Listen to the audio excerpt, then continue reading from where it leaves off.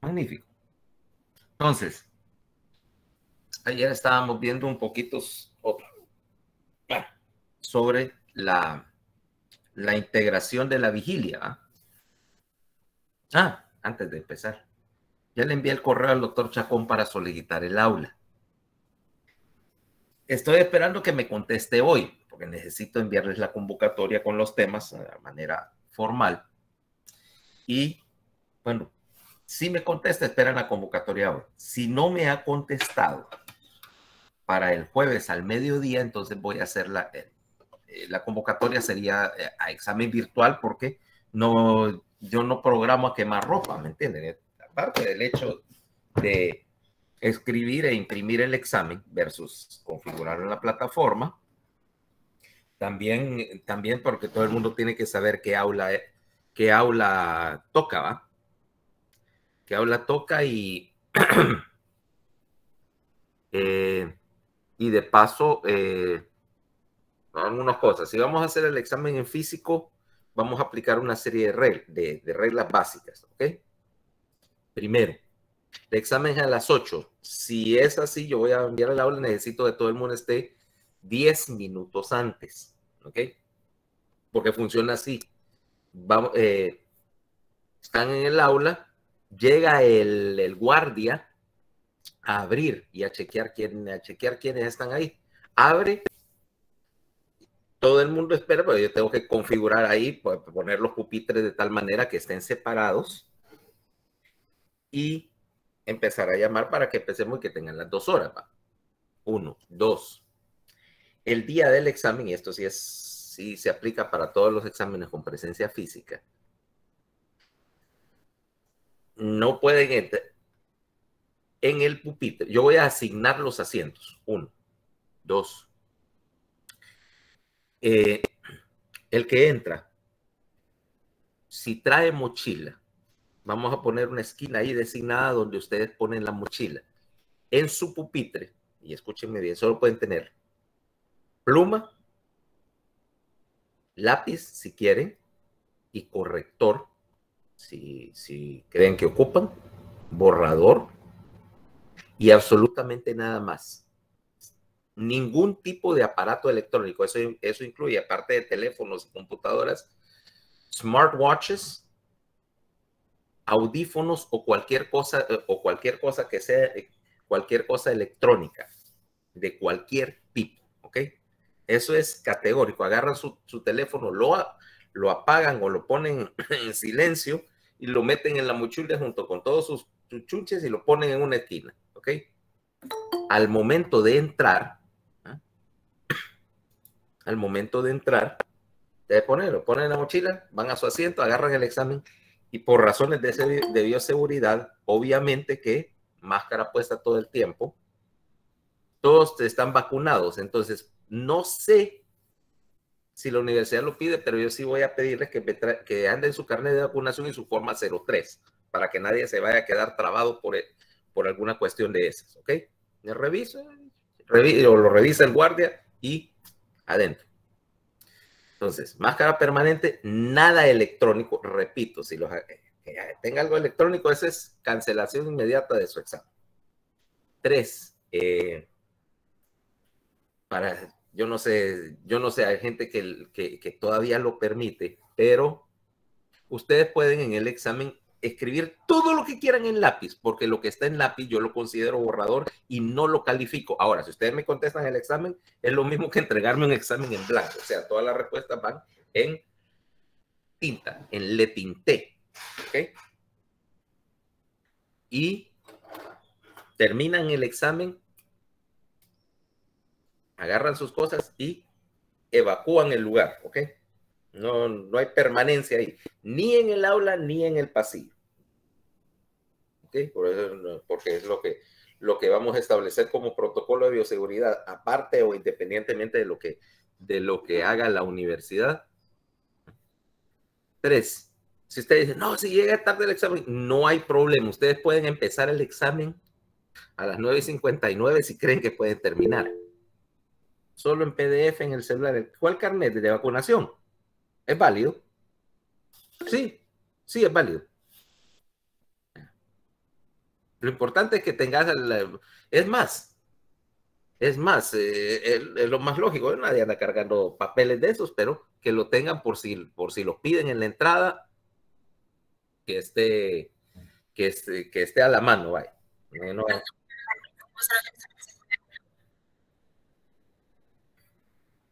supongo que sí, pero como acordate que quien pide la forma 03 no voy a ser yo, va a ser el guardia y, bueno, guardia, ¿no?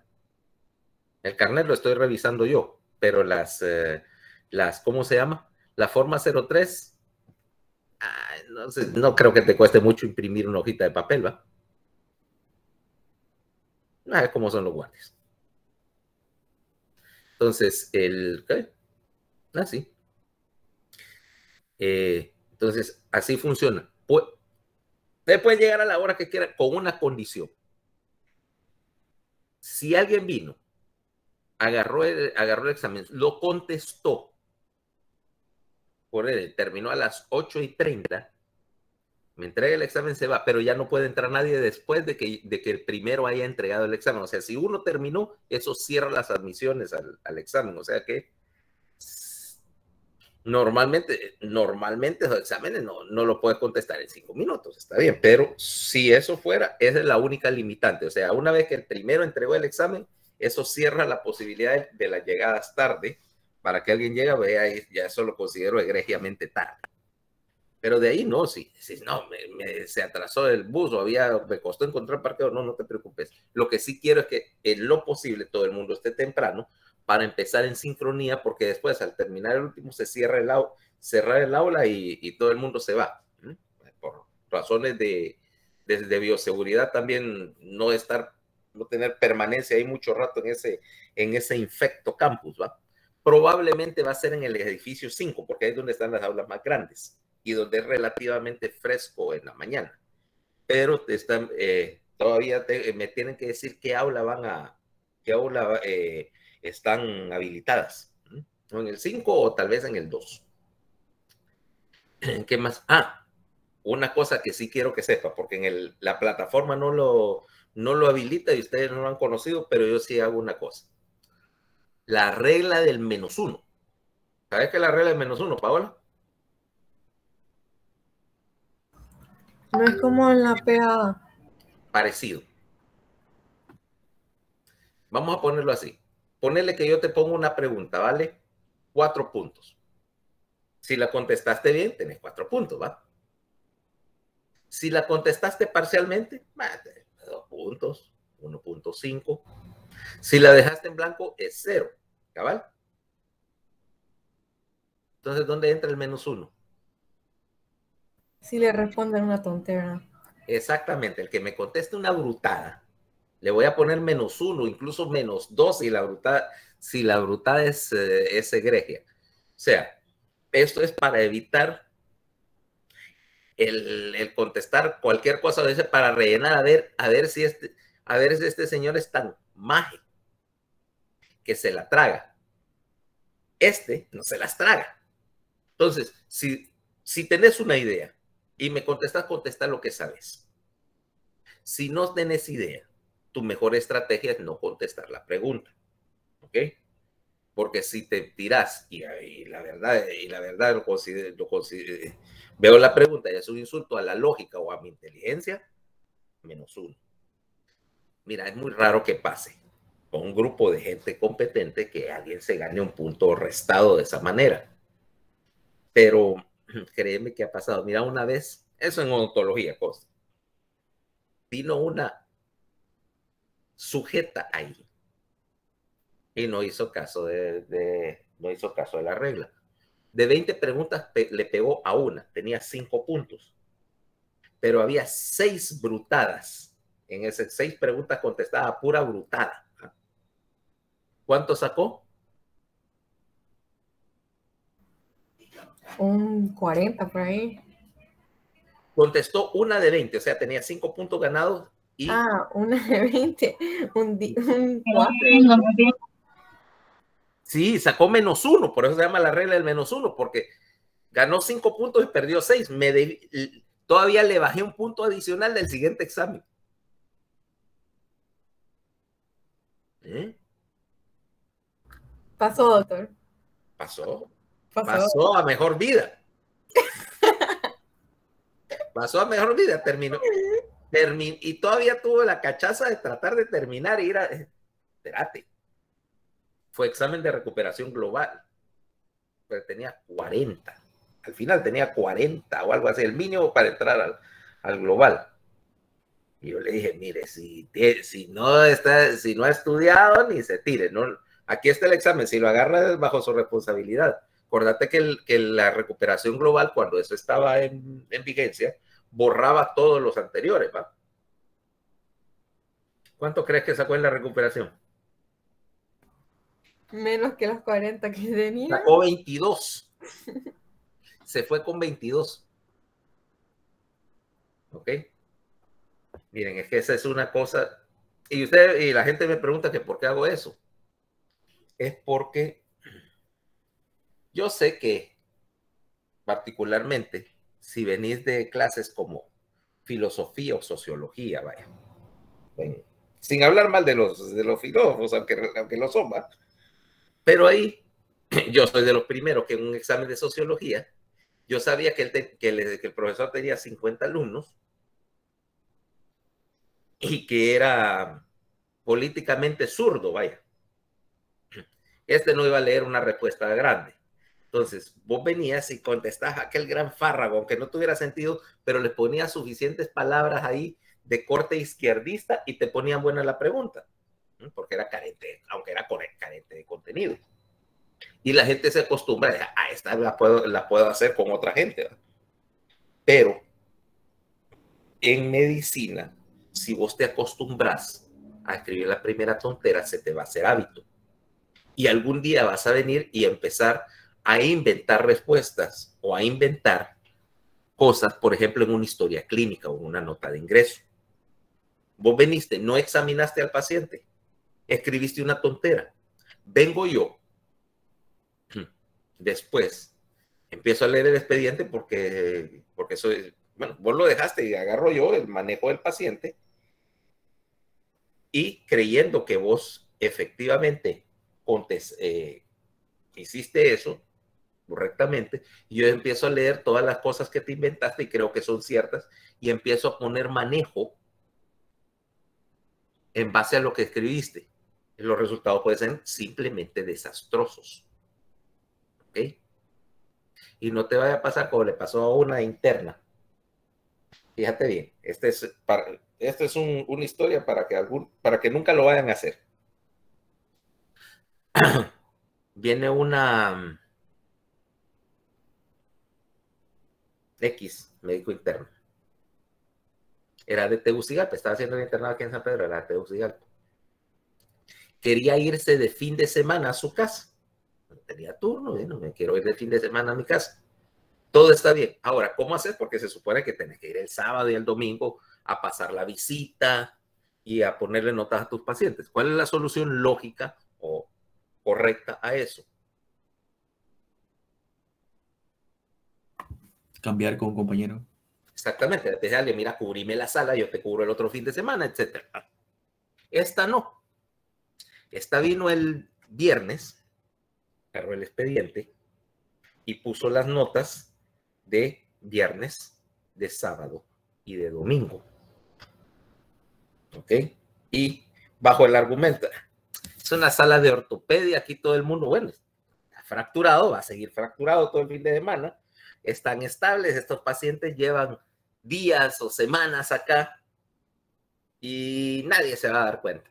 Escribió las notas y se fue. Una de las pacientes era una viejita como de 80 años. Pues a la viejita se le ocurre hacer una tromboembolia pulmonar el sábado por la noche. Y se murió de la tromboembolia. 80 años encamada, como el riesgo estaba ahí, y la señora pues hizo un trombo en una pierna, se disparó para arriba, una tromboembolia pulmonar masiva, y la señora se murió. Está el especialista de guardia, y lo llama, mire que hay una señora de mal estado, va a hacer una parada cardíaca, etc. Sube, hace todo lo que hay que hacerle, pero la señora se muere. Bueno, él agarra el expediente, sábado por la noche, para poner la nota de firmar ahí la defunción del paciente y ve que tiene notas puestas del domingo. La hoja decía viernes tal, sábado tal, domingo, órdenes y todo, paciente en buen estado y todo. ¿Te imaginas que ahí ya la cosa se había convertido en un problema legal? Porque no podía anular una nota del domingo y decir que se había muerto el sábado. O sea, o la paciente el sábado muerta y con una nota ya escrita ahí en el expediente, verificada de todo, del día siguiente que decía que la paciente estaba bien. Resultado, llega la muchacha esta el lunes en la mañana a la sala, creyó que todo está bien y tenía un comité de recepción, ¿va? El coordinador de internos, el director del hospital, el jefe de la sala, etc. ¿Qué le pasó? Expulsada, internado. La expulsaron. Y no puede volver a entrar a la universidad, ¿verdad? No, la expulsaron del internado, de la rotación. Tenía que repetir el internado y lo tuvo que repetir entero en Tegus, pero cuando repetís tu internado lo repetís sin goce de sueldo. Perdés un año y además tu beca queda cancelada. ¿Ok? Ya entendiste la gravedad de su situación. Entonces, eso es lo que pasa cuando uno se acostumbra a inventar. ¿Ah? Y fíjate que eso es todavía, como quedó dentro del catarino, los familiares de la señora, bueno, se murió y todo, no se enteraron de nada y eso lo dejémoslo en una cuestión administrativa, porque si los familiares se hubieran dado cuenta y hubiera habido un reclamo, el caso ya no le pasaba a la dirección del hospital, le pasaba a la fiscalía. Entonces, para que mentir aquí es una cosa sumamente peligrosa. Y si yo, por ejemplo, descubriera que alguien me hizo esa tratada de poner notas adelantadas o algo parecido en uno de mis pacientes, aunque no pasara nada con el paciente, era expulsión instantánea. ¿Okay? Es todavía. O en una clínica privada, ni digamos, o en el Seguro Social, hacer una gracia de esa, ni digamos las consecuencias de lo que te va a pasar. Entonces, mentir es malo y yo no lo voy a aprobar permitiendo que la gente mienta o invente. ¿Ok? Ahora, entremos en materia. Hoy vamos a terminar de ver. Antes de que comience, si vamos a presencial, ¿qué uniforme tenemos que usar? ¿O a color? ¿Qué quieres vestirte? A color, suena como que fuera, solo me imagino ahorita un de esos pichingos de la época del blanco y negro y vas a llegar en tonos de gris, así, te pintaste gris la cara y decir, no vine color. Si me van a preguntar qué ropa o cómo te vas a vestir para eso, depende, porque a mí la única cosa que cuando me preguntan eso, doctor, ¿cómo tengo que vestir para la tarde? Yo siempre decía 2 palabras, ¿va? Ropita apretada. Nada, doctor. Bueno, en fisiología no se usa uniforme, o sea, no es obligatorio. Yo voy a llegar como me ves todos los días. Bueno, tal vez no llegue de shorts. Tal vez no llegue en shorts y sandalias. Pero no, eso no tiene nada de relevancia. Ustedes preséntense como estén más cómodos. De hecho, yo lo que diría es que, vaya, no, obviamente no mochilas, sino que lleguen normales, no sé, lo que pueden traer una cartucherita con el lápiz y pluma, porque no van a necesitar nada más. Pero no te preocupes por eso. Eso de exigir uniforme, yo lo entiendo en macroscópica, que sí es necesario el uso de uniformes. Pero bueno, de hecho yo estoy un poquito ambivalente con esto de los uniformes, ya que tocas el tema, por lo siguiente. Mira, ustedes acostumbran esos uniformecitos que parecen trajes de sala de operaciones, ¿va? En colores. Lo cual, bueno, no le veo ningún problema. Yo tengo varios de esos para ir a dar mi consulta, etcétera, o si quiero andar así. Pero lo que pasa es que se pervirtió el concepto. Mira, el asunto era así. El uniforme era algo que es útil o necesario para la clase de anatomía o para los laboratorios como ropa de trabajo, para evitar contaminación de tu ropa con cualquier bacteria, hongo o lo que hubiera ahí entre los cadáveres y viceversa.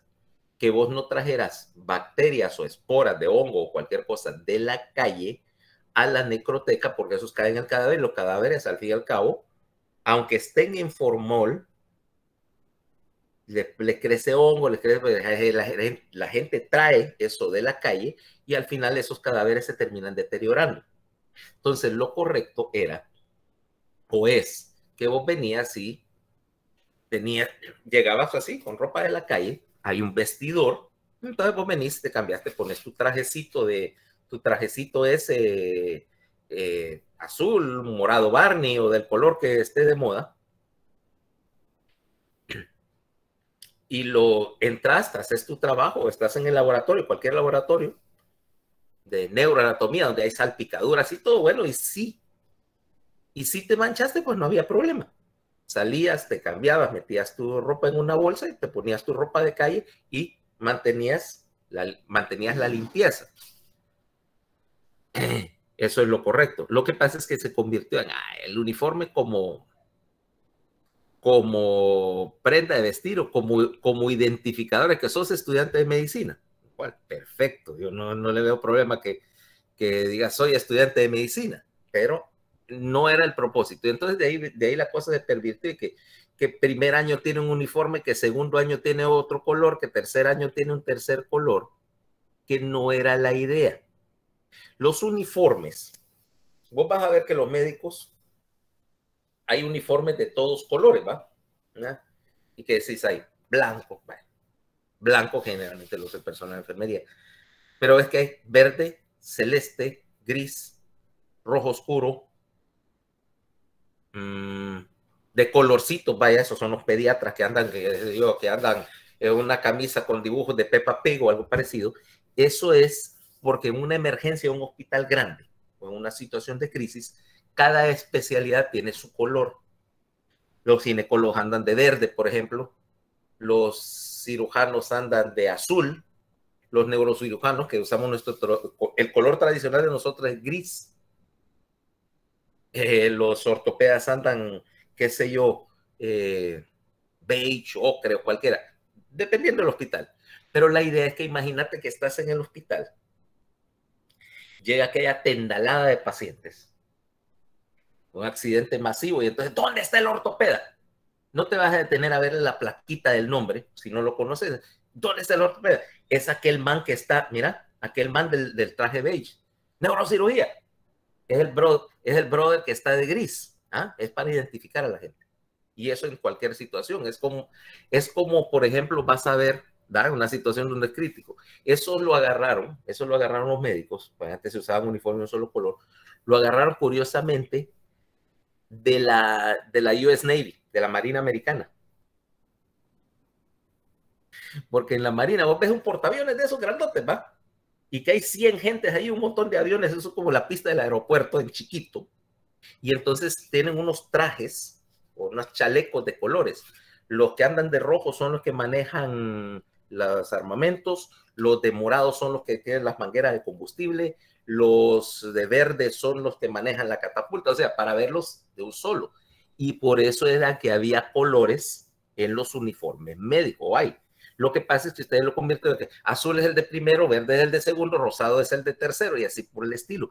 Y eso es una cuestión, como dice, de moda, no de practicalidad. ¿Ya? Entonces yo no le veo el sentido al uniforme, con la excepción ya de cuarto en adelante, que usas tu uniforme blanco para entrar a la sala, porque es el símbolo del estudiante de medicina, para que todo el mundo sepa que sos, no, o sea, que sos personal o que sos profesional, y que si andas de color, básicamente, pues sos paciente, sos familiar o sos especialista, donde ya las reglas no se le aplican. Eso es uno. Dos, a mí no me gusta mucho esa idea de los uniformes y las gabachas como ropa de vestir, porque, mira, ¿a dónde jamás debes de ir a comer? Por ejemplo, aquí en San Pedro Sula, por razones de salud.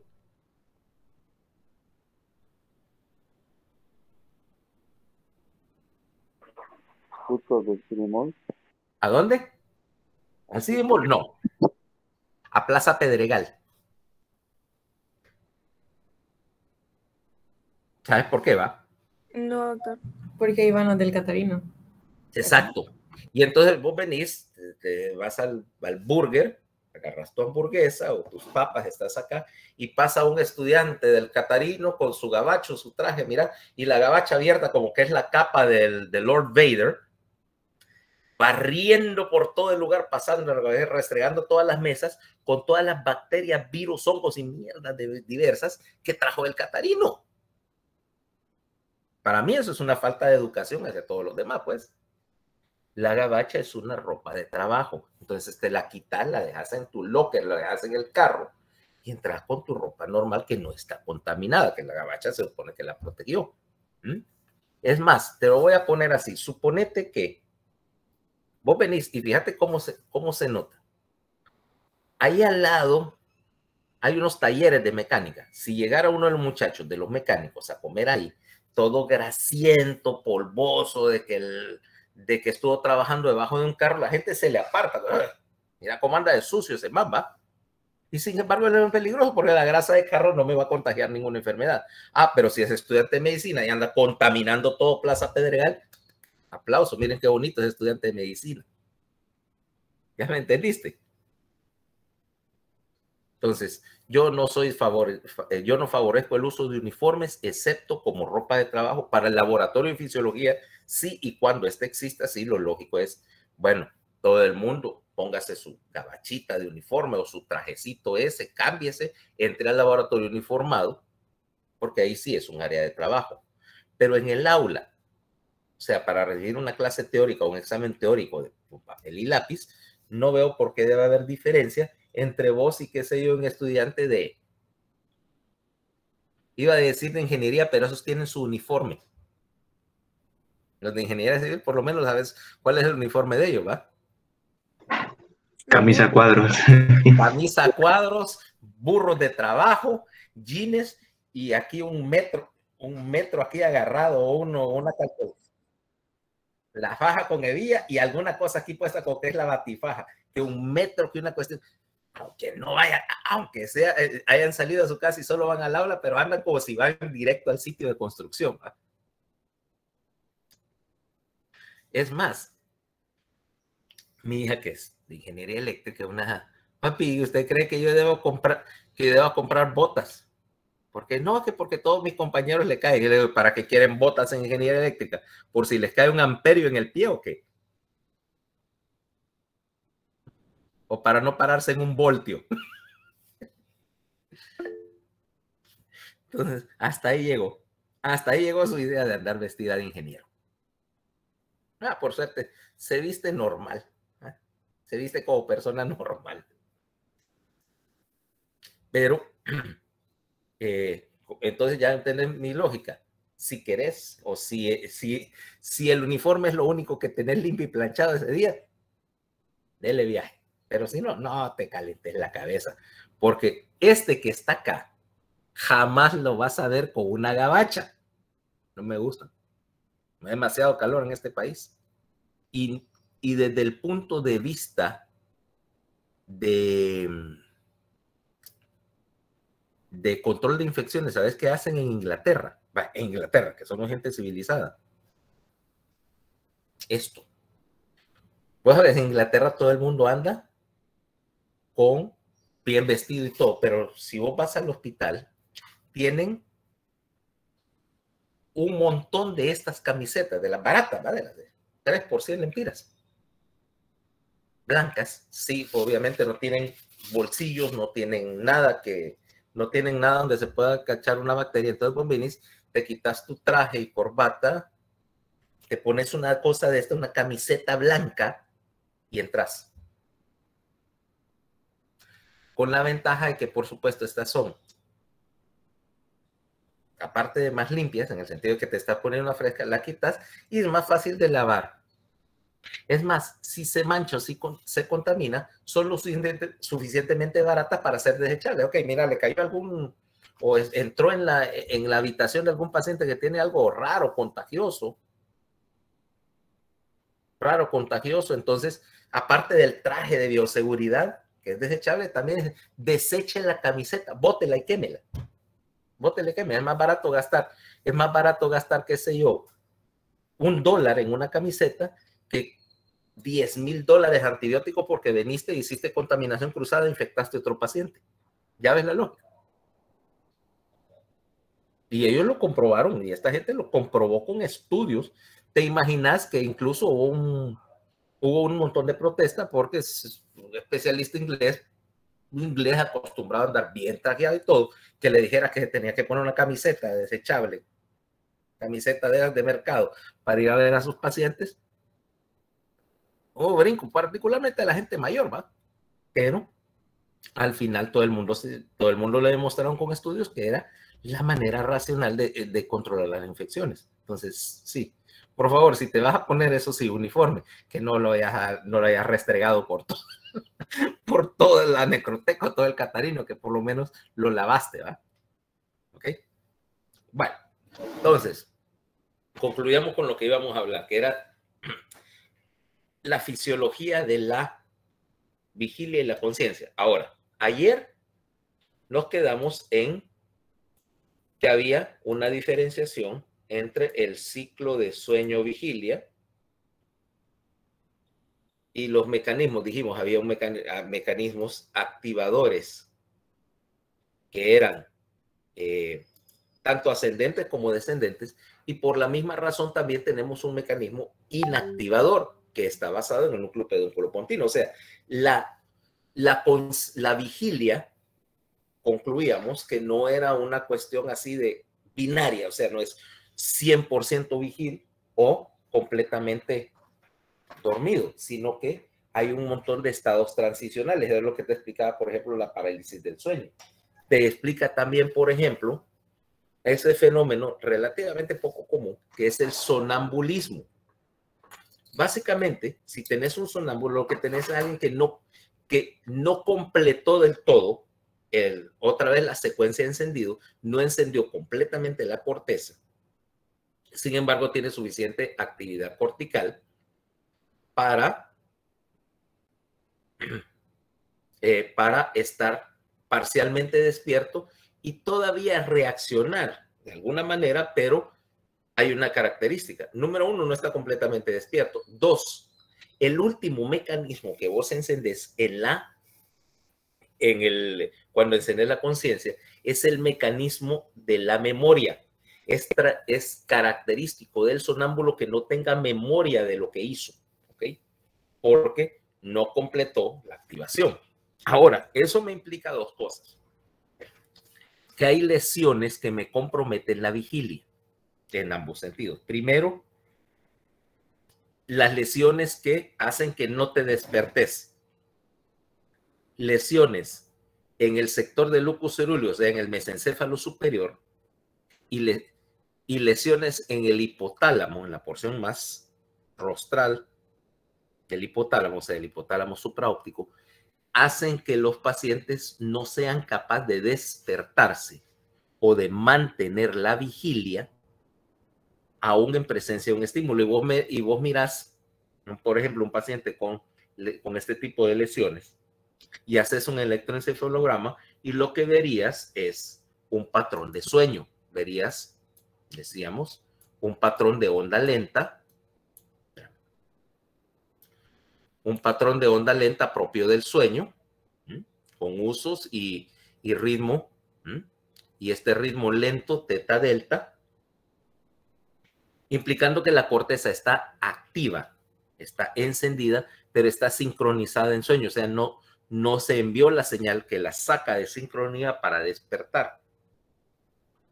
Ahora, por la misma razón, hay lesiones que te producen trastornos en los cuales no puedes conciliar, o sea que tenés insomnio extremo.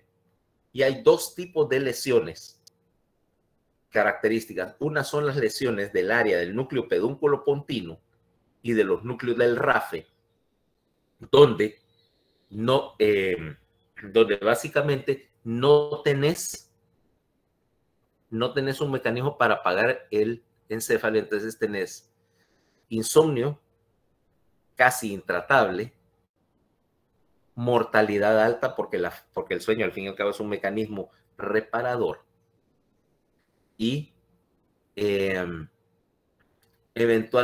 eventualmente estas lesiones del núcleo pedúnculo pontino son también bien resistentes a los somníferos. Fíjate, le das y necesitas una dosis alta porque no tenés la influencia, el contrabalance necesario para bajar la actividad del sistema.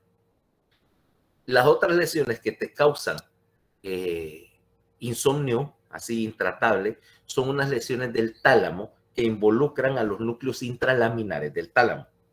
De hecho, hay una enfermedad genética que se llama el insomnio familiar letal, donde tenés daño, ¿okay? Genéticamente mediado, tenés lesión progresiva de las neuronas en los núcleos intralaminares del tálamo y el paciente es incapaz de dormir. Desarrollan alucinaciones y generalmente la mortalidad es bien alta porque eventualmente ese encéfalo se daña por un stroke.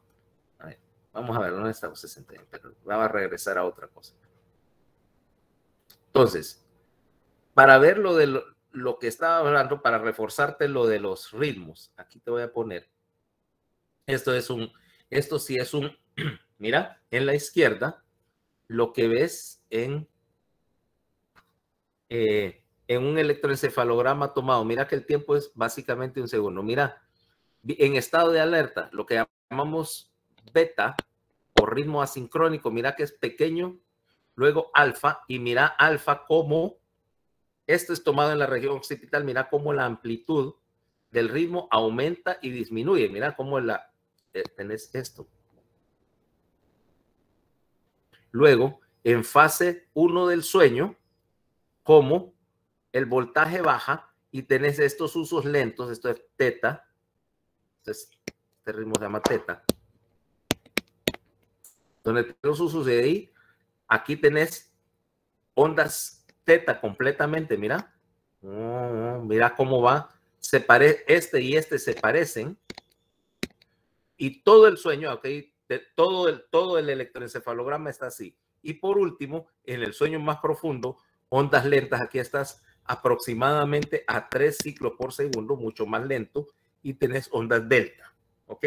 Luego, en el sueño REM, volvés a tener un patrón muy parecido al del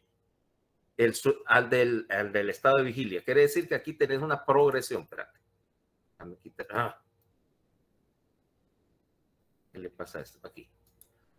La progresión en el patrón electroencefalográfico en el sueño, aquí lo puedes ver mejor. Pasa así, mira. 1, conforme vas profundizando, y el sueño se parece mucho y regresas.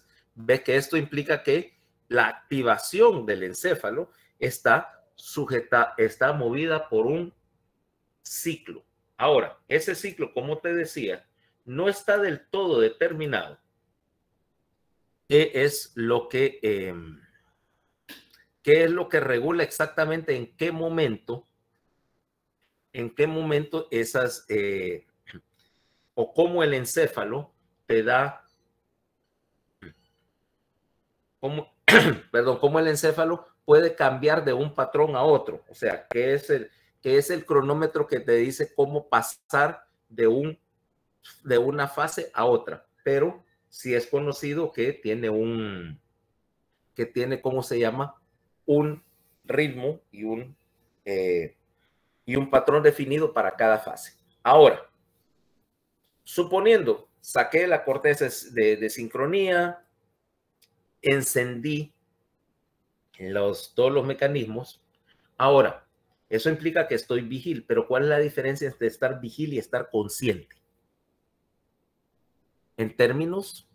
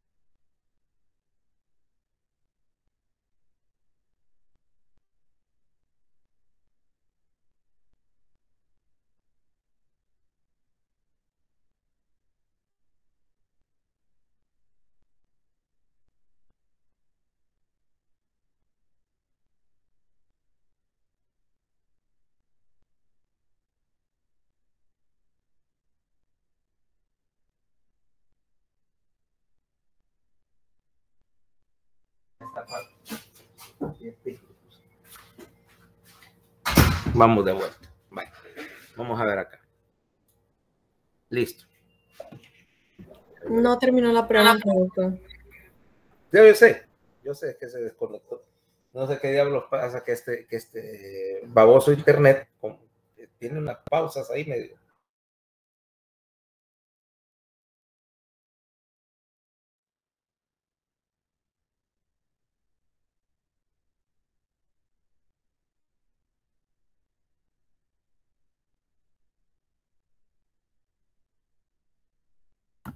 Se volvió a trabar, ¿verdad? Sí. Sí, lo perdimos de nuevo.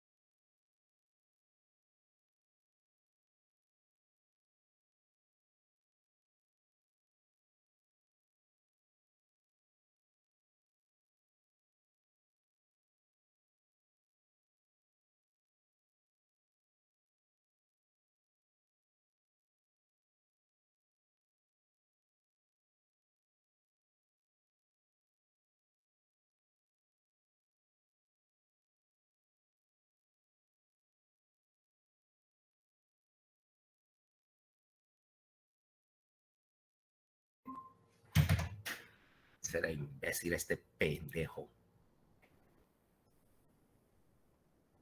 Espera un momentito que tengo. Fue el estúpido de mi hijo que se pone a resetear ese router sin preguntarme. Imbécil. Bueno, entonces estábamos con la, ¿cómo se llama? Con la pregunta, ¿qué necesitas en términos de cosas que estén funcionando para decir que estás consciente? No, no es la, repito la pregunta. Si yo tengo vigilia, implica la activación de diferentes áreas, pero ahora yo necesito conciencia. ¿Qué necesito encender para estar completamente consciente?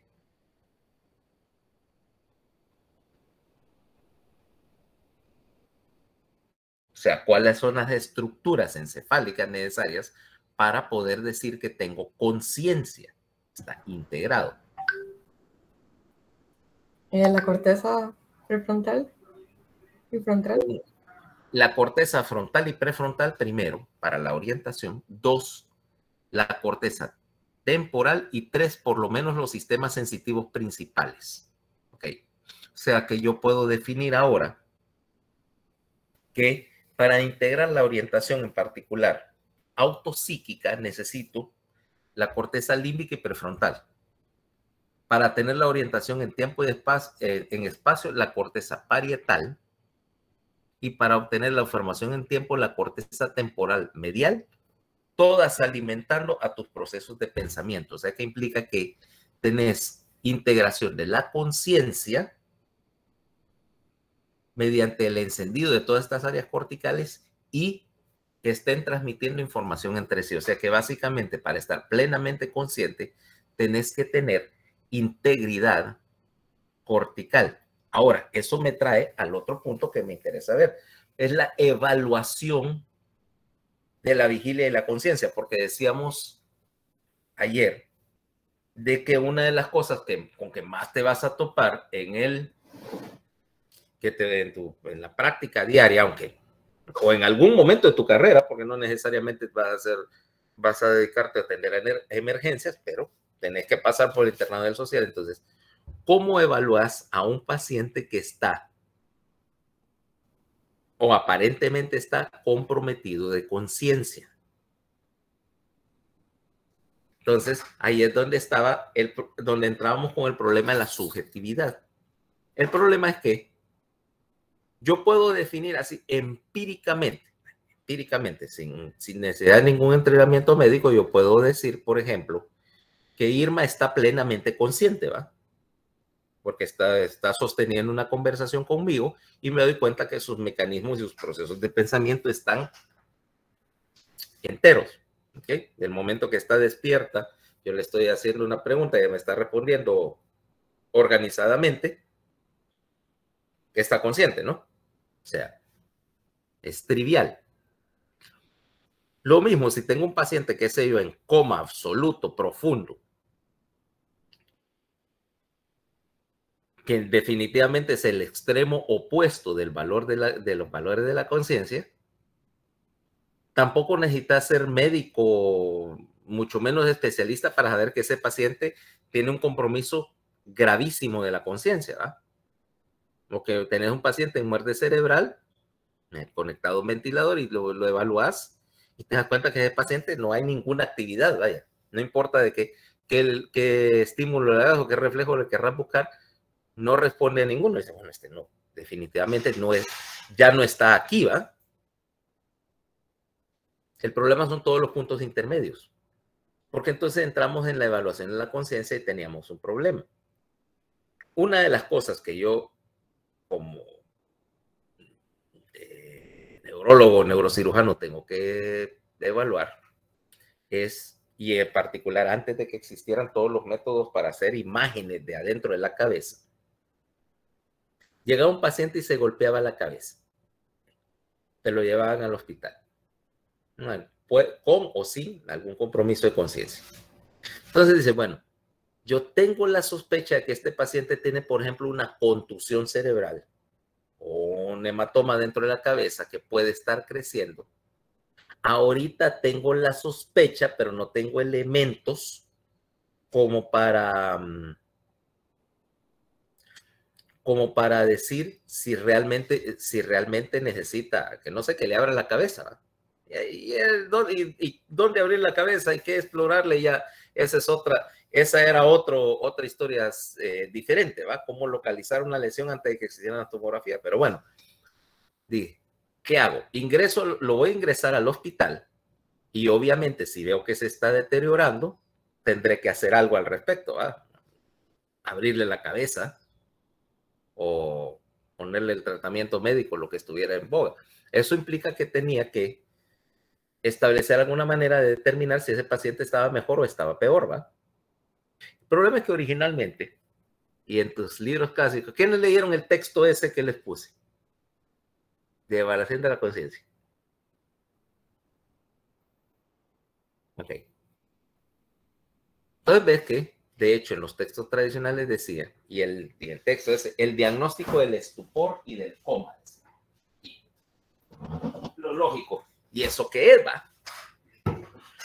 Porque estabas utilizando términos subjetivos y decías que había una escala de la conciencia en ese momento. Y decías, bueno, paciente, decían, estaba consciente, vaya, despierto, pero ahí decían que estaba, decían, bueno, sí, de menos a más comprometido, que estaba confuso.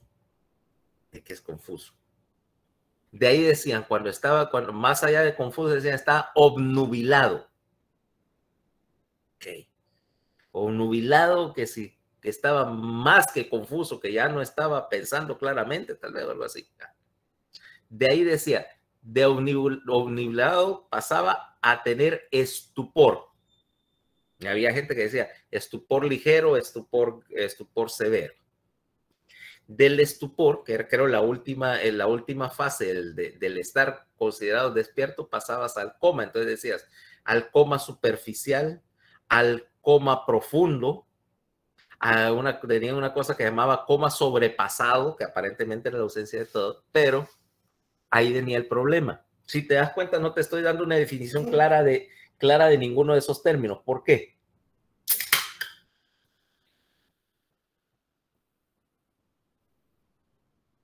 Porque, o sea, la definición de estas palabras es subjetiva. Es subjetiva.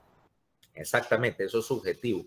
Era según el ojo del que lo estuviera viendo. Y eso es un problema gravísimo. ¿Por qué? Por ejemplo, venía. Suponete que yo vengo ahorita, 9:30 de la mañana, ingresa un paciente bajo ese sistema. Y digo, ok, mira, bueno, no está del todo bien. Ok, vamos a decir que está confuso. Magnífico. Paciente que en estado de confusión, en estado confusional, ¿verdad? Ingréselo a la sala. A la tarde, yo llamo al médico que está de turno, médico residente, y le pregunto, dime, yo ingresé a don fulano hoy en la mañana y estaba confuso. Anda a ver cómo sigue ahora. Entonces él viene y lo ve y para él está obnubilado. Entonces, la verdad es que el paciente está exactamente igual, pero como mi definición de confusión se traslapa con su definición, para él está obnubilado. ¿Sí? En mi mente está obnubilado, está peor que antes. O peor aún, yo tenía la idea, o es más, puede decir, está estuporoso. Y entonces digo, bueno, si estaba despierto pero confuso y ahora está estuporoso unas 4 horas después, este paciente tiene algo sangrando dentro de la cabeza. Prepáramelo, rasurámelo que voy a ir a abrirlo. El paciente está lo que quiero que me enteres, el paciente está exactamente igual. Pero como yo había dicho, si se deteriora, lo voy a abrir. Ahora estoy confiando en la evaluación subjetiva de él para decidir si le voy a abrir la cabeza. La verdad, ahí el médico general, el médico residente no está equivocando, sencillamente está aplicando su definición y la está aplicando correctamente según él. Pero como es algo subjetivo, entonces el paciente se ganó, mira, que le abre el coco sin necesidad o viceversa. Yo viene un paciente y está en el ingreso, al revés, puede que yo diga, paciente está estuporoso, porque mi definición es más estricta. Y viene el médico general y la misma historia, yo lo llamo, ¿y cómo está? No, paciente está igual, pero no, está obnubilado. Más bien está mejorando. No, déjalo tranquilo. Cuando en realidad durante la noche se deteriora y a la mañana siguiente que lo voy a ver, paciente está bien comprometido y perdí tiempo. Entonces, el problema es que como cuando usas definiciones de esas subjetivas basadas en palabras, no tenés una manera correcta de comunicar los cambios en el estado del paciente, que son lo crítico, que es una cosa crítica cuando estás dándole seguimiento a alguien, ¿no? Está mejor, está peor, pero usando algo que yo pueda utilizar, que yo puedo utilizar, y además bajo el problema que tenía que haber alguna escala más objetiva. Y estas escalas, que además tuviera otra característica, que la pudiera utilizar cualquiera. Porque, ok, se supone que yo puedo, voy a asumir que después de haber ido 5 años en la residencia, que yo sé evaluar la conciencia de un paciente, ¿va? Y que si yo llamo a otro neurocirujano para preguntarle sobre el estado de conciencia de un paciente, él lo puede evaluar. Pero ahora tenés el caso a quien estás llamando muchas veces en la clínica para preguntar cómo sigue un paciente, es por ejemplo a la enfermera de la clínica. Y la enfermera obviamente no tiene todo tu bagaje de experiencia o tu entrenamiento. Es más, ahora viene y como por supuesto está la situación vaya aún más. Suponete que viene un paciente, está en un accidente de carro, entonces quienes te están llamando, porque lo acaban de sacar del carro, son los bomberos o los paramédicos.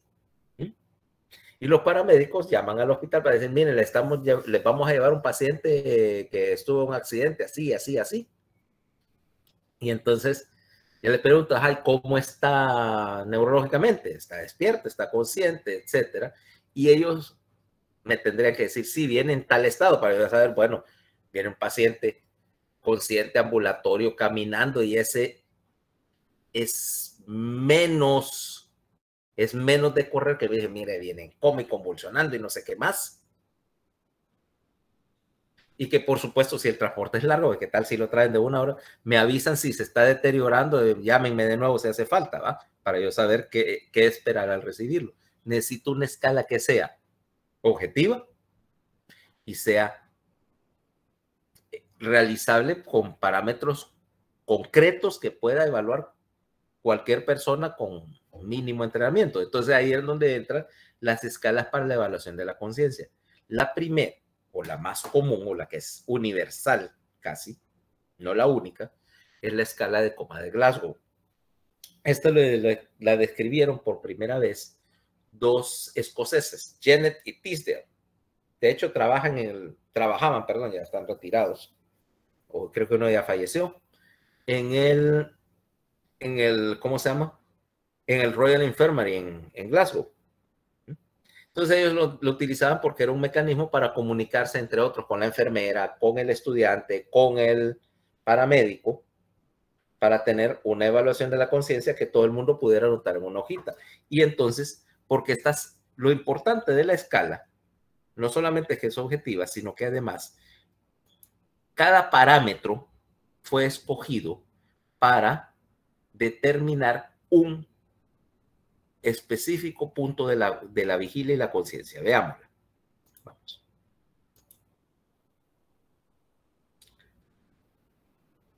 Y esta escala, así como la vamos a mencionar, es algo que vamos a borrar acá. Es de esas cosas de las que, como dice, en medicina hay cosas que es útil de saber y hay cosas que hay que sabérselas. Esta es de las que hay que sabérselas. Vamos a medir 3 parámetros.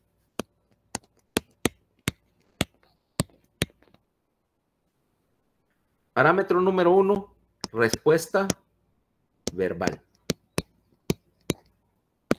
Parámetro número 2, respuesta ocular. Parámetro número 3, respuesta motor. Okay. En total, la escala de Glasgow dice, me dice aquí, sobre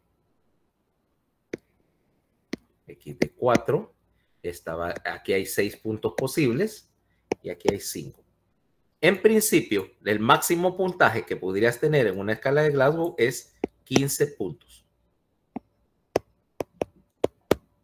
Y 15 implica integridad de la conciencia, ¿ok? O sea, se supone que todos ustedes tienen 15 ahorita, ¿ok? Ahora, empecemos por ver las respuestas. Empecemos con la primera, respuesta verbal. 5 puntos, orientado en las tres esferas básicas de orientación, sea tiempo, espacio, persona. Auto y alopsíquica, mira. O sea que cuando viene, por ejemplo, vamos a poner un caso. Viene, ¿ok? Vamos a poner una persona, Paola. Paola viene y está el bote de las galletas puesto sobre el mueble de arriba de la cocina, ¿va? Entonces Paola viene y agarra y entonces busca una silla para alcanzarla, porque no alcanza. Como no le ajusta la silla, puso un montón de libros, puso los libros de fisiología y de anatomía sobre la silla para usarlo como escalerita. Se cayó y se dio un macanazo en la cabeza. Vamos a asumir ese caso. Paola viene porque se dio un macanazo en la cabeza tratando de alcanzar algo que estaba a más de 2 metros de altura sobre el suelo. ¿Te parece? Un caso que podría pasar, doctor. Por algo lo estoy diciendo. Ok. Entonces yo empiezo a evaluarte y la primera orientación es en tiempo, espacio y persona. Ok, bueno. Vamos a ver. ¿Cómo te llamas? No, me llamo Paola Martínez. ¿Dónde estamos? Estoy en la clínica. No sé, en la clínica, en el hospital. Se entiende que no tiene que ser preciso, ¿no? Es decir, no sé, te llevaron al valle y me dices, no, estoy en emergencia hace meses. Okay, lo suficientemente es lo suficientemente preciso. Yo no me conozco todas las emergencias de San Pedro Sula y, ok, pero sí sabes dónde, saber en términos generales dónde está. No me dijiste, estoy en el mall o algo parecido. Y te pregunto, ¿me puedes decir la fecha? Sí, hoy es 23 de febrero, es de día. Ok, consciente y orientada. O sea que toda esa corteza que tenés en términos de integridad, todos los mecanismos corticales están trabajando. Y que pudiste demostrarme que todas las áreas relevantes de la corteza, menos la corteza motora, que lo vamos a ver en un momentito, están encendidas y funcionando. Ok, cheque. Tiene 5. Pero suponete que viene Paola y no lo está del todo. 4.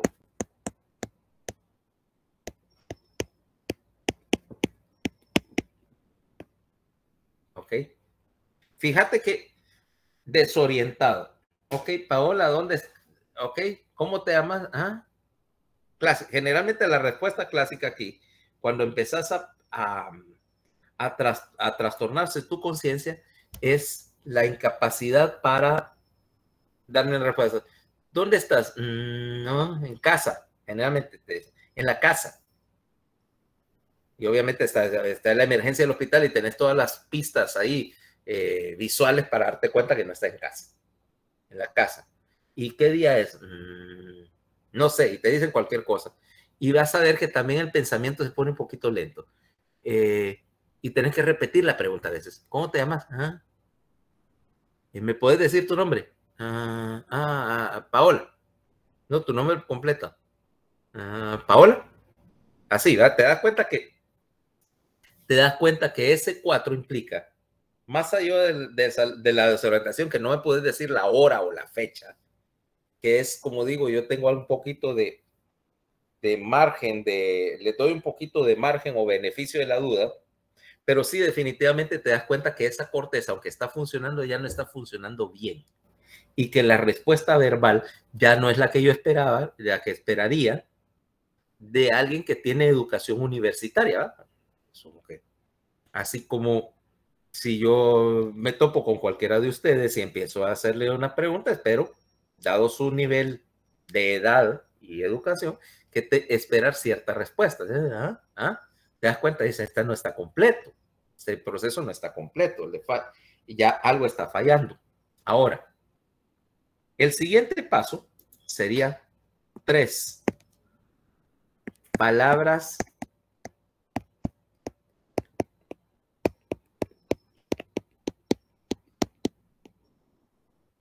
inapropiadas, o sea, una respuesta inapropiada. Y aquí pasa algo generalmente. Cuando ya llegas a este nivel, el paciente ya, número 1, no está, de hecho ya no solo no está consciente, sino que empiezas a ver que hay degradación de la vigilia. No está del todo bien, no te sigue, vos le preguntas una cosa, o te contesta cualquier cosa, o muy frecuentemente, aquí va a tener un poquito de agitación. Y vas a utilizar las palabras que están menos relacionadas con tu actividad cortical pensante y más con cuestiones que tienen que ver con emociones, con los estímulos límbicos. Por ejemplo, Paola, ¿qué crees que estarías diciendo? Paola, y vos estás, de hecho, suelta, ya no tenés control del lenguaje y generalmente tú hablas espontánea, pero ¿qué crees que estás diciendo? No se puede estar diciendo que me duele. Bueno. O probablemente como tus inhibiciones ya están idas, porque ahí implica que tu corteza prefrontal ya no está funcionando. Malas palabras. La agitación generalmente empezás a sacar todo el vocabulario asociado con las emociones, te dije. Y si yo vengo y me duele y no estoy consciente, una cosa que tienen que saber ustedes, cuando un paciente no está consciente, tiene dolor, tienen que quitarle el dolor, porque dolor en un paciente que no está consciente es igual a agitación. Si yo no sé qué me pasa y me duele, es como que vos estuvieras, Irma, estuviera bien dormida y yo vengo y te voy a dar un buen pellizco, vaya. ¿Cuál es tu respuesta? No, tirar un macanazo.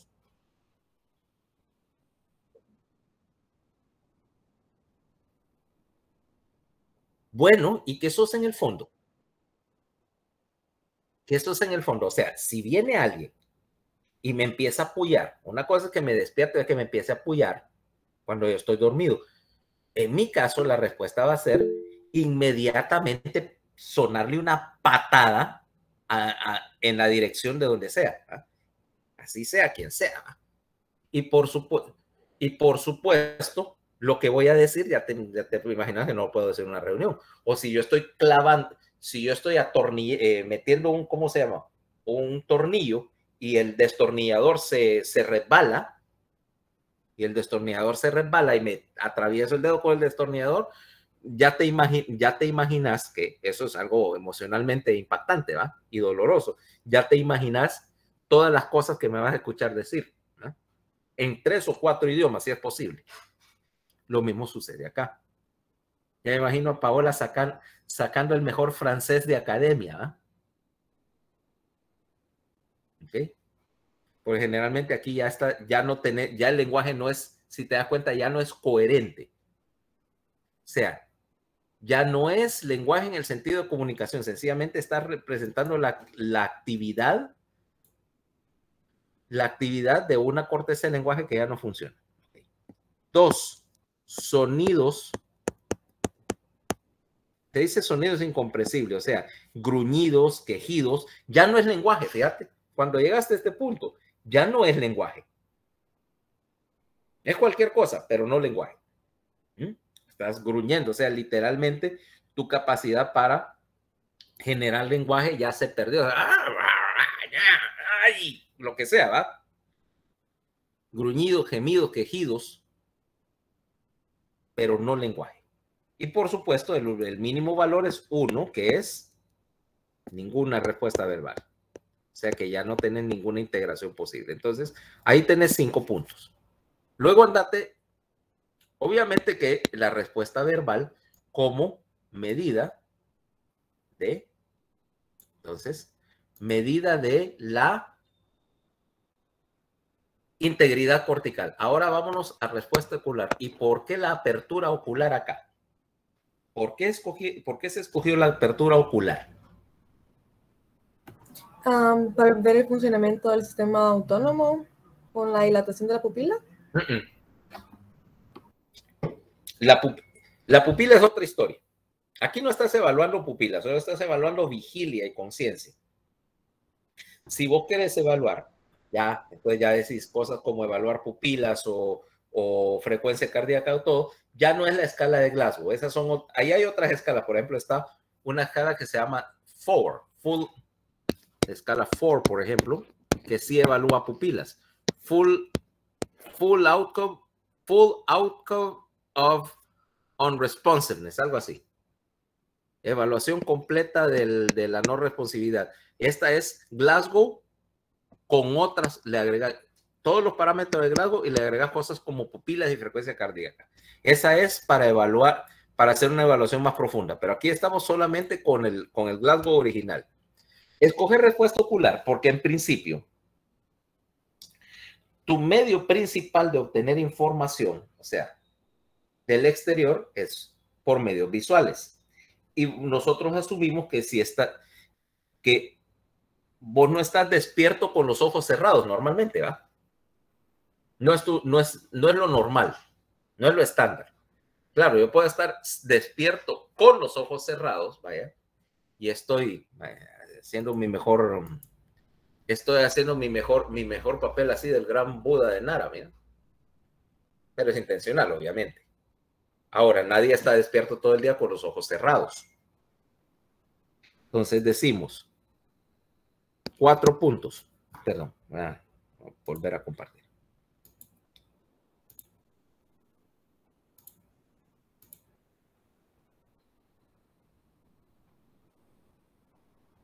Ahí. 4. Apertura ocular espontánea, que es lo que esperas de una persona despierta. ¿Cabal?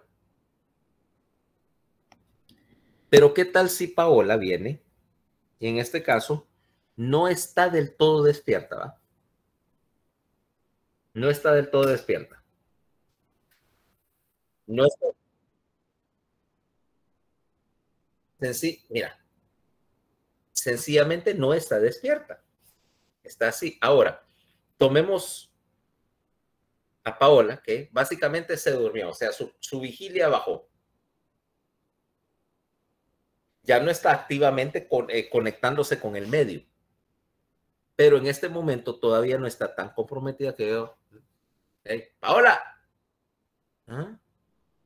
Abre los ojos al llamado, al estímulo verbal.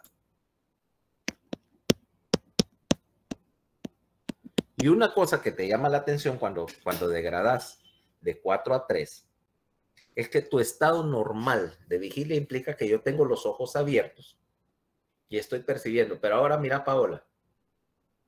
Paola, ¿ah? Paola, ¿ah? Ya no, sus mecanismos de mantenimiento de la vigilia están comprometidos. Ya no se mantiene despierta. Literalmente esa corteza se está apagando a menos que yo le esté enviando algo para volverla a encender, ¿no? Literalmente, si yo la descuido un momentito, la conciencia cae. ¿Okay? Explicando que ya tus mecanismos de activación están empezando a disfuncionar. Degradémoslo un poco más. 2. Al dolor. Que implica que ya hay un compromiso evidente. Mira, hay un compromiso evidente de la vigilia. Porque en circunstancias normales yo no necesito tener un estímulo doloroso para despertarte. ¿O sí? O sea, no se consideraría normal que a vos hubiera que despertarte con un estímulo doloroso, porque no es un estímulo normal o habitual, implicando que ya tu vigilia se comprometió tanto que ya no te mantienes despierto con un estímulo normal. Necesito llevar a medidas extremas. ¿Okay?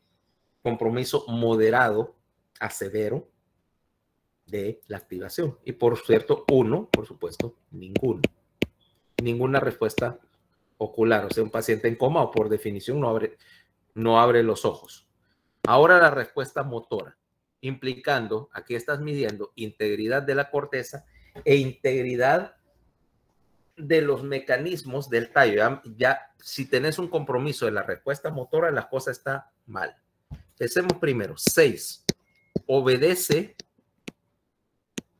órdenes.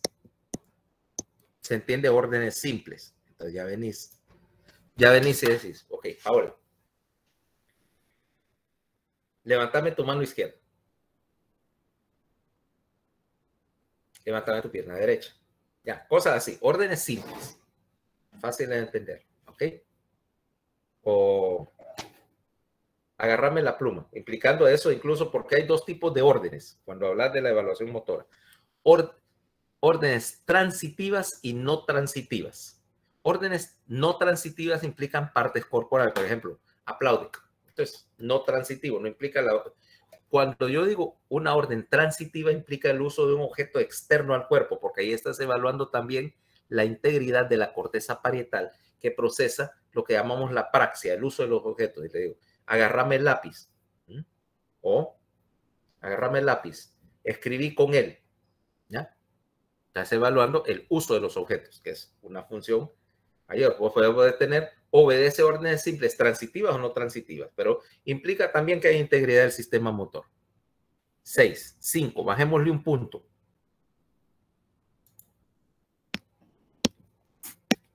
Localiza el dolor.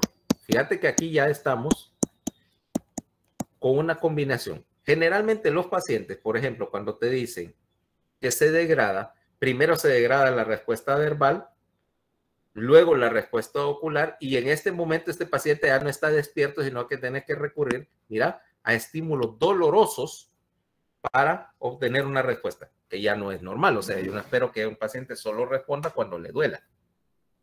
localiza dolor. Ahora, ¿cómo evalúas con un estímulo doloroso?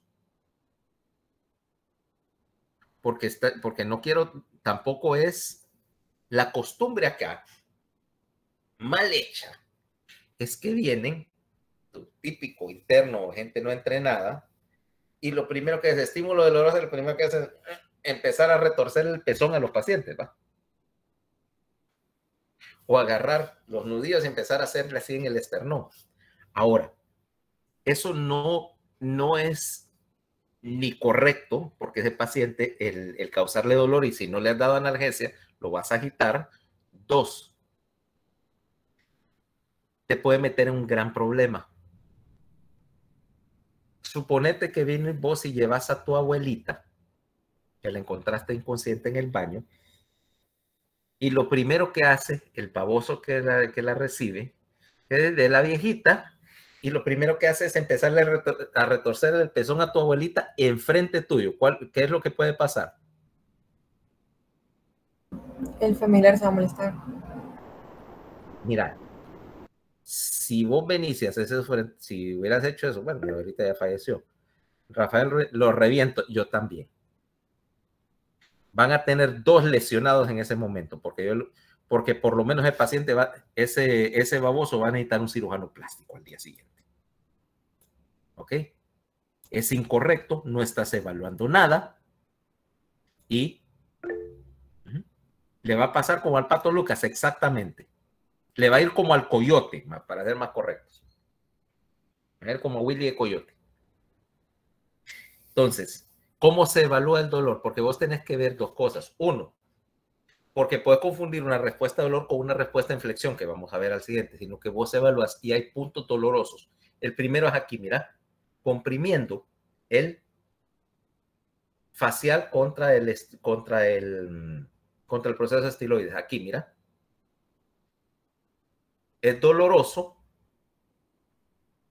pero no deja marca, porque también yo he visto unos pacientes que dicen, no, que no le vamos a torcer, pero empiezan a restregarle los nudillos en el esternón y tienen un morado acá como si hubieran pegado contra el timón del carro. Créeme, eso no pasa con mis pacientes y si yo lo puedo evitar, en primer lugar es incorrecto dejar a todos los pacientes marcados. Esto no deja marca, pues esto es usando la yema del dedo. Entonces tenés que probar ambos lados para ver si, porque puede tener respuestas asimétricas, localizar dolor de un lado y no tener respuesta del otro. Ok, entonces el paciente flexiona acá y obviamente te aparta la mano. Pero ahora tenés que evaluar por debajo de la cintura. Y el punto para evaluar dolor debajo de la cintura acá es la cresta ilíaca. Vos presiona contra la cresta ilíaca, fuerte hacia abajo.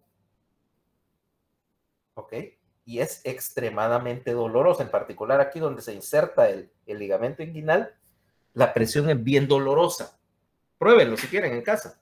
Entonces hay que probar arriba y abajo para ver si el paciente efectivamente está localizando particularmente si le detenes, estimulas el lado derecho, le sostenes el brazo derecho, y el paciente tiene que cruzar la línea media para apartar, implicando que sí tiene alguna integridad de su respuesta motora, aunque su integridad cortical no está.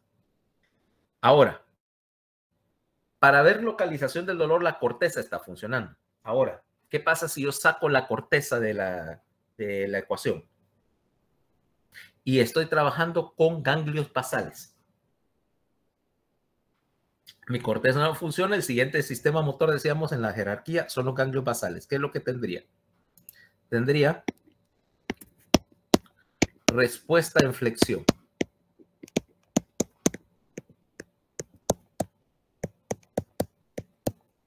Fíjate. Te dije ganglios basales. Quiere decir que ya la corteza se desconectó, se fue. Y en la respuesta de flexión vas a tener esto. Mira, flexión. O sea, respuesta flexor implica flexores de muñeca y flexores también de las extremidades inferiores. El paciente tiende a, y flexores del paciente tiende a tratar de asumir una posición fetal, hacerse una bola. ¿Ok? Porque esa es una respuesta mucho más primitiva de evitar dolor, así como, qué sé yo, como los, ¿cómo se llaman estos? Que son blindados. Los cuzucos. ¿Se habían visto un cuzuco, va? Un armadillo. Ok. Cuando un armadillo es atacado, se hace una bola, precisamente porque es una respuesta flexora muy primitiva para ofrecer la espalda, que generalmente es el punto menos vulnerable. Preferís ser atacado por la espalda, que hay músculo y hueso, a que te ataquen la porción ventral, donde tenés el abdomen y órgano, y tenés menos protección y tenés la cara. Entonces, la respuesta en flexión, ¿ok? Pero esa respuesta ya no es no es integrada en la corteza, es una respuesta de ganglios basales, ¿ok? Implicando un deterioro más grande del sistema. Ahora, vámonos para acá. 3. Ahora entras con las respuestas estereotípicas. Si tenés 3 puntos es porque llamamos flexión de decorticación. Decorticar, fíjate, quitar la corteza. Ahora ya, no solo quitaste la corteza, sino que los ganglios basales empiezan a disfuncionar también. Y ahora la integración las estás empezando a hacer con los núcleos de la porción alta del tallo. ¿Ok? Tenés todavía el mesencéfalo funcionando en gran medida y parte del diencéfalo, el subtálamo y otras cosas todavía están, pero los ganglios basales ya no controlan. ¿Qué es decorticación? Obviamente flexión, decorticación, todo esto es al dolor, ya ni siquiera lo puedes hacer con ningún otro tipo de estímulo. E implica degradación severa de la corteza. Decorticar es lo siguiente: los miembros superiores flexionan, parecido, así, mientras que los miembros inferiores y el tronco extienden, o sea que toman esta posición. ¿Ya? Si llegaste a ese grado, generalmente ya la situación está muy mal. Implica que básicamente ya solo está trabajando el tallo. Hay relativa integridad del tallo, pero ya no hay, ¿cómo se llama? Conexión con el encéfalo, con el telencéfalo en sí. De ahí viene el número 2. Extensión de descerebración.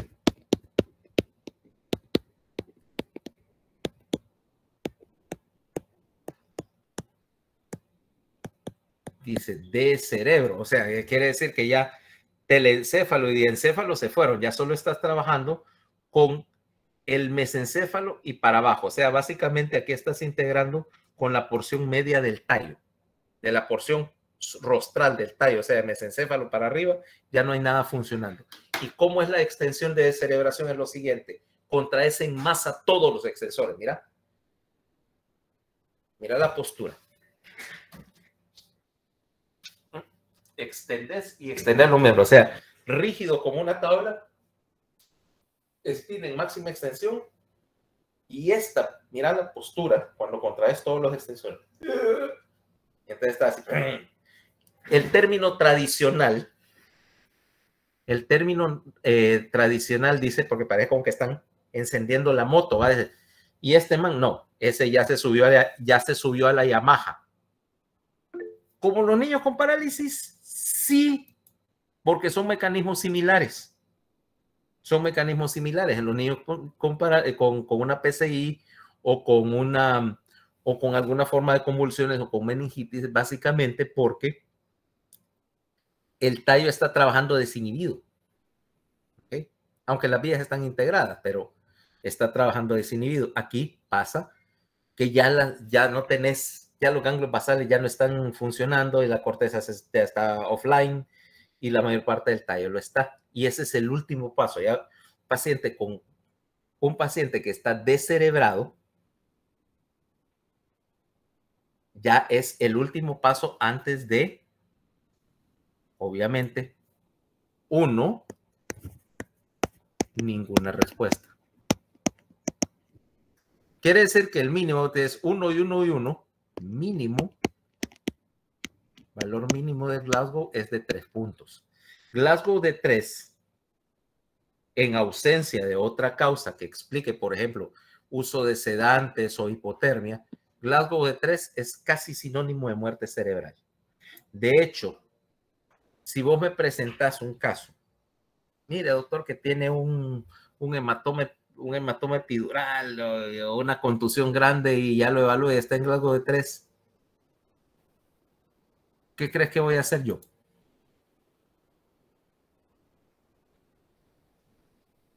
Decirle a los familiares que ya. No tiene arreglo, o sea, exacto, es una situación donde ya no puedo, hay tal daño encefálico que no es recuperable.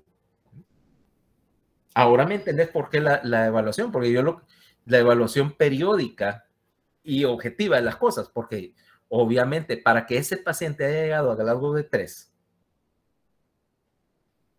a menos que haya sido una herida de bala o algo así igualmente dramático, y que haya llegado así, pero si el paciente llegó al hospital con algún grado de conciencia y se permitió que se degradara a ese punto, eso implica que básicamente no se hizo nada útil para ayudarlo. O sea, si el paciente llegó y no lo viste y me llamas cuando el paciente deja en Glasgow de 3, le digo, no, a mí no me llames. A quien tenés que empezar a llamar es a tu abogado. Porque si el fiscal se entera de eso, te va a hacer la vida difícil. Eso no quiere decir que muerte cerebral tiene 3. Vaya, esta lata de refresco pudiera tener 3. Pero por favor no van a ser como algunos babosos que me han mandado nota de referencia. Glasgow de 2. Y como que tiene Glasgow de 2. ¿Será que no le puedo evaluar la respuesta ocular pero no tenía ojos o qué? 3 es el mínimo. Ahora hay combinaciones, por ejemplo, cosas que normalmente, si alguien me dice Glasgow de 4, yo asumo, bueno, porque tiene 2 de respuesta motora y 1 de las otras respuestas verbal y ocular, porque la degradación es más o menos en ese orden. Ahora, me va a decir, mire, tiene 5 de respuesta, 4 de respuesta ocular, pero está de cerebral, no le digo, eso no es posible. Eso no es posible, o sea, porque si todavía puede abrir los ojos y tiene los mecanismos de la vigilia suficientemente conservados para abrir los ojos o al llamado, no puede estar descerebrado, porque son 2 lesiones, es una combinación imposible. ¿Okay? Generalmente, cuando ya llegas la degradación motora de 6 a 5, o sea, cuando localiza dolor, las otras 2 respuestas están esencialmente, la respuesta ocular casi siempre va a ser 1 y la respuesta verbal generalmente va a ser 1 o 2. O sea, si degradó el control motor a localizar dolor, ya no está despierto y su valor de Glasgow va a estar entre 7 y 8 puntos. ¿Ya? Y que la mayoría de los pacientes cuando llegan ambulatorios, cuando llegan caminando, tienen 15 o 14 puntos. Porque si tiene 13 y ya está con una respuesta verbal inapropiada, generalmente sus procesos de pensamiento están tan trastornados que él no va a estar despierto y no va a entrar caminando. Si está agitado y tirando patadas y diciendo cosas, pero está despierto, ya no es un deterioro de la vigilia. Eso ya es otro proceso. Es una agitación y ahí esa agitación consciente, eso tiene 20,000 otras cosas. ¿Ok? Entonces, lo que vos me decías, ahora, esto me evalúa la vigilia y por lo tanto las otras escalas como 4, lo que hacen que le suman a esto, como decías, pupilas, frecuencia cardíaca y muy importante, patrón respiratorio. ¿Okay? El patrón respiratorio, la degradación de la respiración que ocurre conforme vas descendiendo, vaya, por el tallo. Que eso es tema que algún día lo vamos a hablar tal vez en algún momento cuando hablemos del centro respiratorio, que no pertenece propiamente ahí, pero que ahorita pues es demasiado extenso para hablarlo. Si vas a hablar de estupor y coma, como te digo, ahí le puse el librito ese, que esa es la Biblia, ese de Plummer-Posner, esa es la Biblia o el texto estándar para entenderlo y no es difícil de leer, incluso en tercer año se entiende muy bien lo que quieren decir y es muy útil, ¿ya? Como te digo, lectura recomendada. ¿Sí?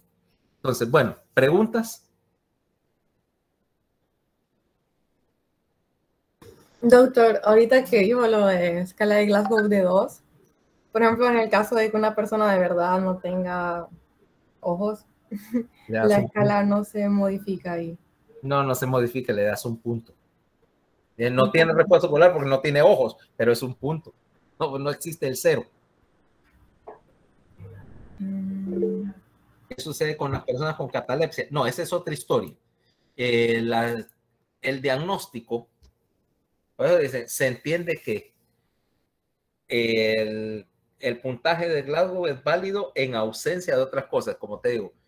Catalepsia, pero entonces se observa, ¿no? O sea, el paciente con grado de 3 no es que los tiras en una esquina a esperar que se muera, lo que no le hacen nada activamente. Catalepsia catalepsia artificial, vaya, por uso de sedantes, porque muchas veces vas a tener pacientes, por ejemplo, que tomaron un depresor del sistema nervioso central. A mí el primero que se me ocurre en la mente, aunque ya no es fácil de encontrar, es un barbitúrico, fenobarbital, por ejemplo, que sí se encuentra todavía, corrijo, sí se encuentra porque se usa para tratar alguna forma de epilepsia. Entonces viene paciente con intención suicida, generalmente se tomó 20 tabletas de fenobarbital y llegó literalmente noqueado. Pero entonces ahí es donde te ayuda, por ejemplo, la respuesta pupilar, el patrón respiratorio, cuando hay, a veces hace hasta parálisis respiratoria, lo pones en un ventilador y cuando elimina el medicamento, se despierta como si nada. Pero entonces vos excluís, cuando dice Glasgow de 3 o coma profundo, es sugestivo de muerte cerebral, suponiendo que hayas eliminado catalepsia, hipotermia, depresores del sistema nervioso central, efecto anestésico, choque e hipotensión, porque si tu cerebro no está recibiendo flujo sanguíneo, no puede funcionar. ¿Okay? Si la presión del paciente es de 0, la evaluación de la conciencia no es válida. Y cuidado, esa es una cosa que deben de saber. Un paciente sin lesión aparente de la cabeza, fíjense bien, que está hipotenso y está tirando patadas. Bueno, mire, viene ese paciente y clásico, ¿eh? Paciente con presión de 0, tiene, no sé, una herida de bala grande y está agitado, está tirando patadas y llaman a neurocirugía porque el paciente está agitado. ¿Qué hacemos? Lo primero, suban la presión arterial y que perfunde el cerebro. Si el cerebro no tiene oxígeno y nutrientes, no puede funcionar bien. Y cuidado porque muchas veces los pacientes, ya lo he visto pasar, desgraciadamente un montón de veces, paciente que está agitado, con una herida, por ejemplo. A ver, mira, a veces las heridas son traicioneras. ¿Qué te parece la herida más peligrosa? Yo sé que ya son las 10 y pico. No, pero ustedes van con AIDA, ¿va? Ahorita, bioquímica. ¿O no? Bueno. Para terminar, una herida traicionera. Por ejemplo, a veces, una herida penetrante aquí,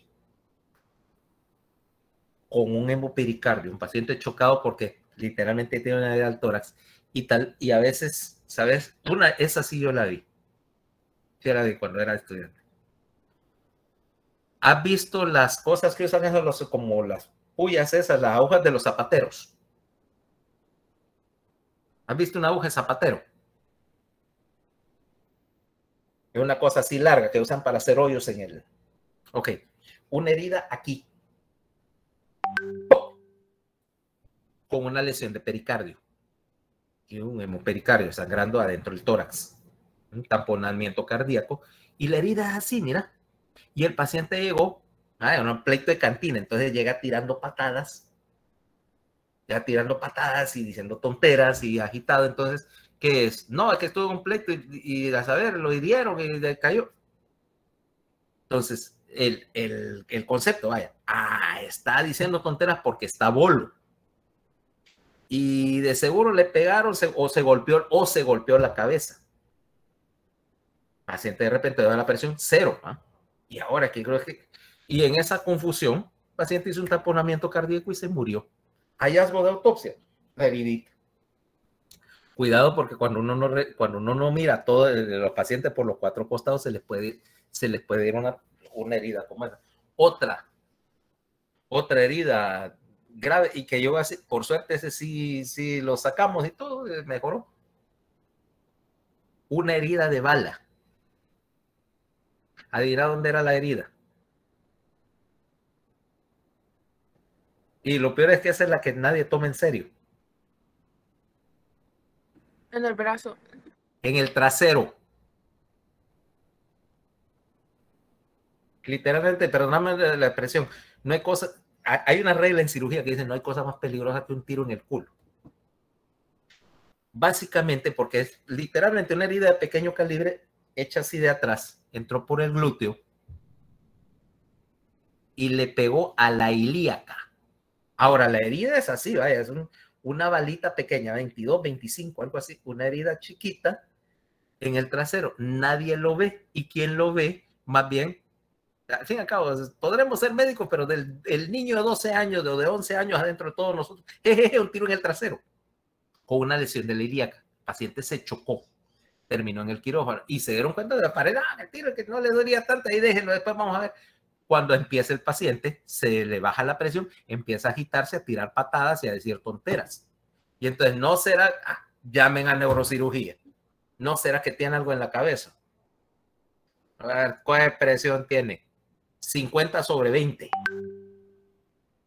¿Y qué lesión tiene? No le veo ninguna lesión externa. No, que tiene una heridita ahí en el trasero. Le digo, no será un tiro. Suben, empiezan a meterle líquido y tómenle una radiografía. La bala pega ahí tocando la ilíaca. Bueno, si terminó cirugía vascular abriéndolo, reparando una arteria, y había, no sé, como 2.500, 3.000 cc de sangre ahí en ese hematoma. Entonces, por eso les digo que no todo lo que se agita necesariamente es porque hay una lesión estructural en la cabeza. La hipotensión te afecta la conciencia, ¿ok? Cosa que siempre tienen que recordarse. La catalepsia y todas esas cosas, la catalepsia, la hipotensión, todos esos son factores que no me invalidan el estado de conciencia. Por ejemplo, si está en el extremo superior, si estás consciente con presión de 0, bueno, se vas a seguir consciente. Pero si no, tenés que corregir todas esas cosas, desequilibrio de electrolitos, sodio, potasio, todo, tenés que corregirlos antes de que tu Glasgow sea confiable. No necesariamente válido, que sea confiable. ¿Ok?